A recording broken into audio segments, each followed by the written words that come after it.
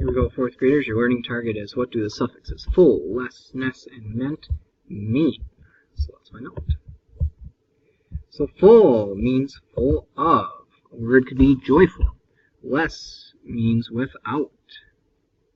That could be hopeless. Ness, has or being. That could be heaviness. Meant, action, process or result, such as achievement. So these are some example words right here. What I've given you here is a word bank to choose from.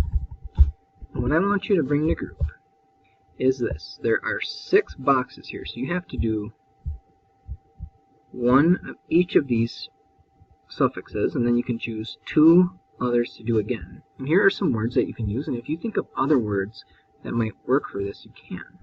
But you're going to write your word here. So like if I was doing joyful, below it I'm going to type. And then you're going to take a picture of what that would look like. So I would take a picture of what joyful would look like.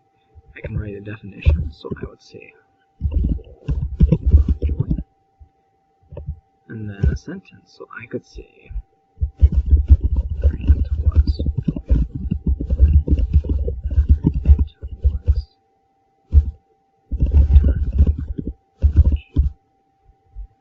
So, and then I would just take a picture of what joyful would look like, and I would just insert that right here and then delete the word picture. Alright, so those are the suffixes full, which means full of, less, without, ness, has or being, and meant, action, process, or result. See you in group.